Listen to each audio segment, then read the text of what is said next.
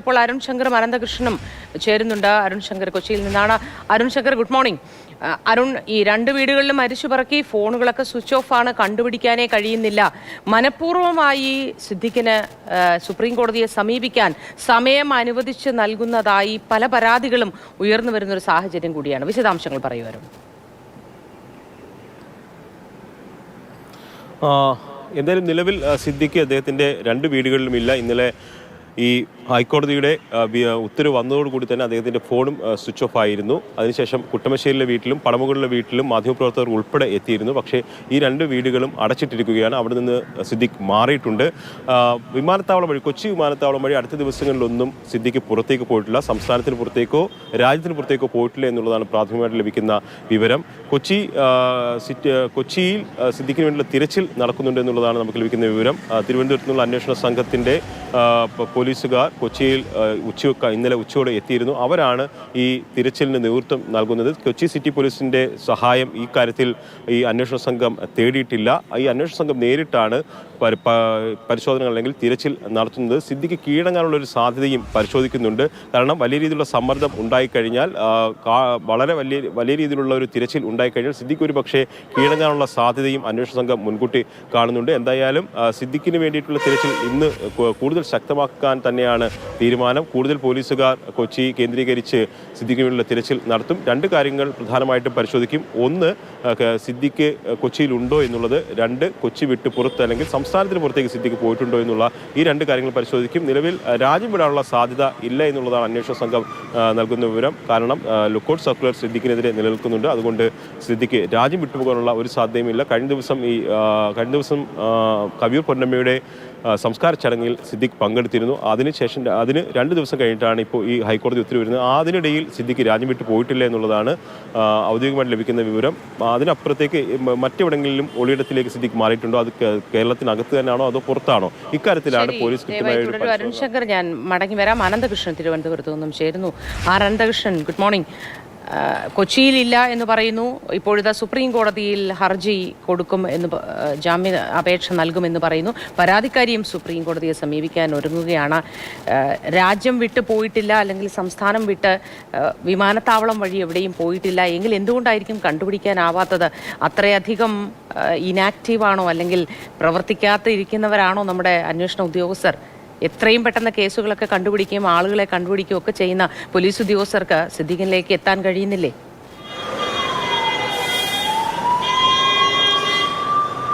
Good morning.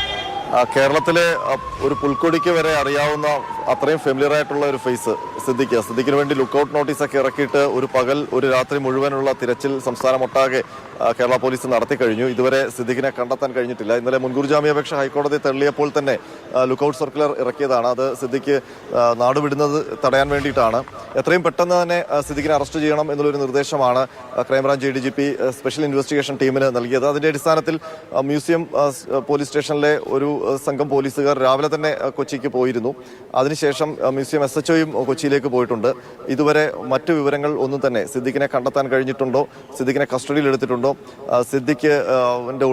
Siddique ഒളിവിലാണെങ്കിൽ അതെവിടെയാണെന്ന് കണ്ടെത്തിയിട്ടുണ്ടോ എന്നുള്ള വിവരങ്ങളൊന്നും ലഭിച്ചിട്ടില്ല. ഒരുപക്ഷെ തിരുവനന്തപുരത്തെ മാധ്യമപ്രവർത്തകർക്ക് ഇന്നലെ ശിവരാത്രി എന്ന് തന്നെ പറയാം. കാരണം ഈ മ്യൂസിയം പോലീസ് സ്റ്റേഷന്റെ മുൻപിലായിരുന്നു ഇന്നലെ ഈ രാത്രി മുഴുവൻ. ഇന്നിപ്പോൾ രാവിലെ വരെ മാധ്യമങ്ങൾ ഈ മ്യൂസിയം പോലീസ് സ്റ്റേഷനിൽ നിൽക്കുകയാണ്. അതിന് കാരണം ഇന്നലെ രാത്രിയിൽ പെട്ടെന്ന് തിരുവനന്തപുരം കേന്ദ്രീകരിച്ചൊരു അഭ്യൂഹമുണ്ടായിരുന്നു. സിദ്ദിഖ് ഈ ആളൊക്കെ ഒഴിഞ്ഞ സമയത്ത് രാത്രി 11 മണിക്ക് ശേഷം മ്യൂസിയം പോലീസ് സ്റ്റേഷനിൽ ചിലപ്പോൾ കീഴടങ്ങിയേക്കും എന്നുള്ളത്.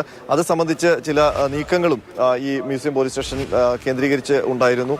പോലീസുകാരൊക്കെ സജീവമായി തന്നെ രാത്രിയിൽ മ്യൂസിയം പോലീസ് സ്റ്റേഷനിൽ ഉണ്ടായിരുന്നു. അവർക്ക് കീഴടങ്ങുമെന്നുള്ള വിവരമില്ലെങ്കിലും അത്തരം ചില നീക്കങ്ങൾ പോലീസും പ്രതീക്ഷിക്കുകയും ചെയ്തിരുന്നു. മാത്രമല്ല, മുകേഷ് MLA, കൊല്ലം MLA മുകേഷിനെ ഇന്നലെ അറസ്റ്റ് ചെയ്ത് വിട്ടയച്ചു. മുകേഷ് രാത്രിയോടെ ഈ മ്യൂസിയം പോലീസ് സ്റ്റേഷന്റെ പരിസരത്തേക്ക് മാധ്യമങ്ങൾ നിൽക്കുമ്പോൾ തന്നെ മാതൃഭൂമി ന്യൂസിന്റെ ക്യാമറ ഇവിടെ ഉണ്ടായിരുന്നു. ആ സമയത്ത് മുകേഷ് ഈ മ്യൂസിയം പോലീസ് സ്റ്റേഷന്റെ പരിസരത്തേക്ക് ആ കാറിലെത്തുകയും ക്യാമറ കണ്ട ഉടനെ പെട്ടെന്ന് പോവുകയും ചെയ്തു എന്ന രീതിയിലാണ് നമ്മൾ മനസ്സിലാക്കിയത്. അപ്പം ആ സമയത്ത് മുകേഷിന്റെ സാന്നിധ്യം മ്യൂസിയം പോലീസ് സ്റ്റേഷന്റെ മുന്നിൽ എത്തിയപ്പോൾ ഒരു സംശയമുണ്ടായി.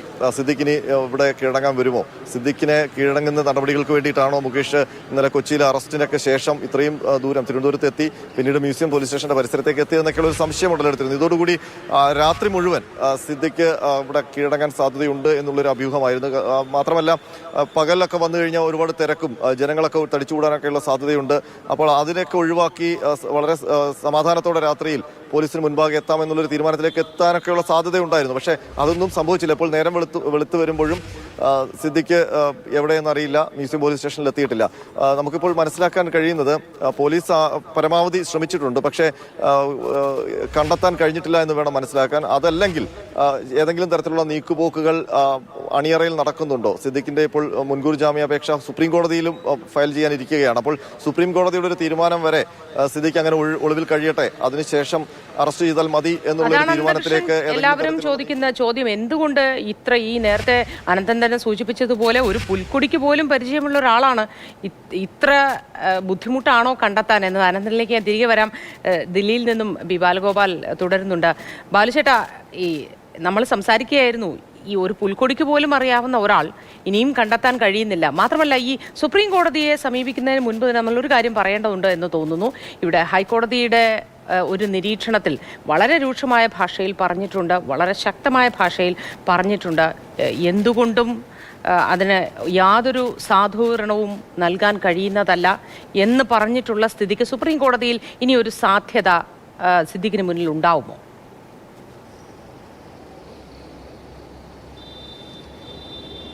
മോത്തി, ഞാൻ നേരത്തെ സൂചിപ്പിച്ചതുപോലെ തന്നെ രണ്ട് പ്രധാനപ്പെട്ട വിഷയങ്ങളാണ് ഈ ജാമ്യം നൽകുന്നതിന്, മുൻകൂർ ജാമ്യാപേക്ഷ നൽകുന്നതിന് അനുകൂല ഘടകമായി ഈ അഭിഭാഷകർ പറയുന്നത്. ഒന്ന്, 2016 നടന്ന സംഭവം. 2016 ശേഷം പല ഘട്ടങ്ങളിലും ഈ പരാതിക്കാർക്ക് പരാതി നൽകുവാനുള്ള ഒരു സാഹചര്യം ഉണ്ടായിരുന്നു. 2019 മീടു ക്യാമ്പയിൻ നടന്നിരുന്ന സമയത്തൊക്കെ ഈ വിഷയം ചില കോണുകളിലെങ്കിലും ഉയരുകയും ചെയ്തിരുന്നു. അന്നൊന്നും നൽകാതിരുന്ന പരാതിയാണ് ഇപ്പോൾ പരാതിയുമായി മുന്നോട്ട് വന്നിരിക്കുന്നത്. പക്ഷേ അന്വേഷണവുമായി സഹകരിക്കും സിദ്ദിഖ് തയ്യാറാണ്. അന്വേഷണ ഉദ്യോഗസ്ഥർ വിളിക്കുകയാണെങ്കിൽ എവിടെ വരെ പോയി വേണമെങ്കിലും, അല്ലെങ്കിൽ ഏത് തരത്തിലുള്ള സഹകരണത്തിനും അദ്ദേഹം തയ്യാറാണ്.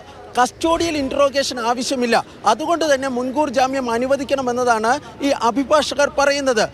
ഇതിൽ എത്രത്തോളം കോടതിക്ക് ഈ വിഷയത്തിൽ കോടതിയെ കൺവിൻസ് ചെയ്യാൻ വേണ്ടി പറ്റും എന്നതാണ് ഏറ്റവും പ്രധാനപ്പെട്ട കാര്യം.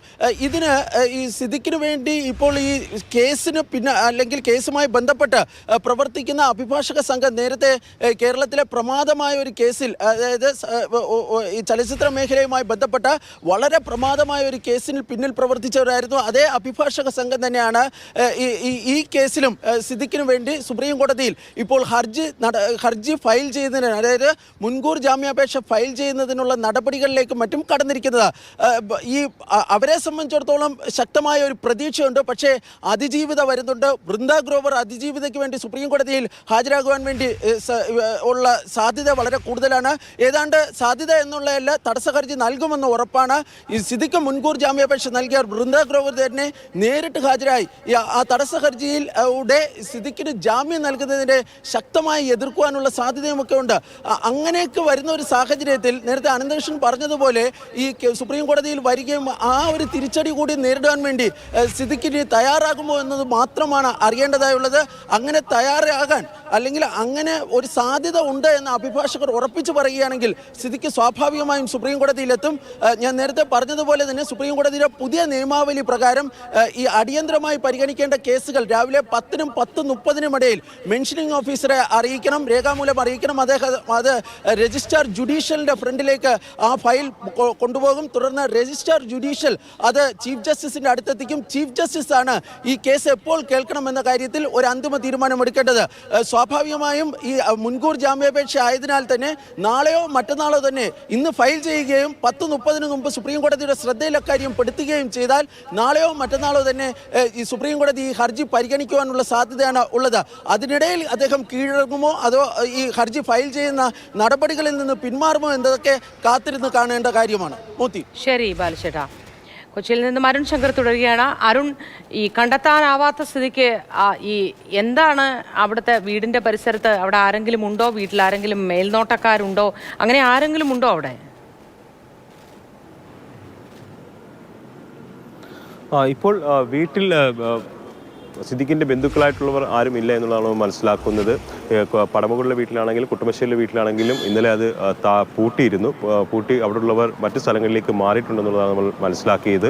ഇന്നലെ രാത്രി വരെ മാധ്യമപ്രവർത്തകരുടെ സാന്നിധ്യം ഈ രണ്ട് വീടുകളിലും ഉണ്ടായിരുന്നു. പക്ഷേ അവിടേക്ക് ആരും വരികയോ അതിനകത്ത് നിന്ന് ആരും പുറത്തേക്ക് പോവുകയോ ചെയ്തിട്ടില്ല. രണ്ട് വീടുകളും പൂട്ടിയ നിലയിലായിരുന്നു ഉണ്ടായിരുന്നത്. എന്തായാലും സിദ്ദിഖ് രണ്ട് വീടുകളിലും ഇല്ല എന്നുള്ള കാര്യം ഉറപ്പാണ്. പക്ഷേ മറ്റെവിടേക്കെങ്കിലും ഒളിയിടത്തിലേക്ക് മാറിയിട്ടുണ്ടോ, അത് കൊച്ചിയിൽ തന്നെയാണോ അതോ സംസ്ഥാനത്തിന് പുറത്താണോ എന്നുള്ളതാണ് പ്രധാനപ്പെട്ട ചോദ്യം. വിദേശത്തേക്ക് പോയിട്ടില്ല എന്നുള്ളതാണ് അന്വേഷണ സംഘം വിലയിരുത്തുന്നത്.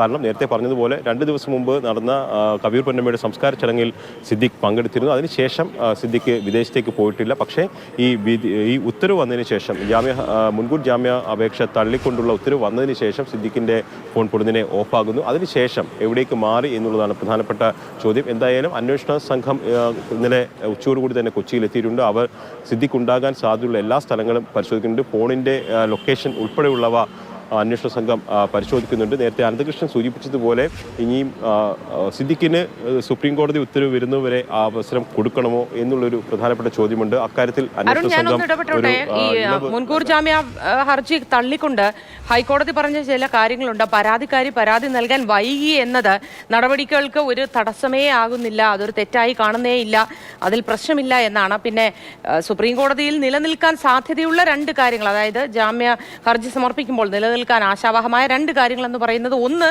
പരാതിക്കാരി വൈകി പരാതി നൽകി എന്നുള്ളതും പിന്നെ ഒന്ന് അന്വേഷണവുമായി സഹകരിക്കുന്നു എന്നുള്ളതുമാണ്.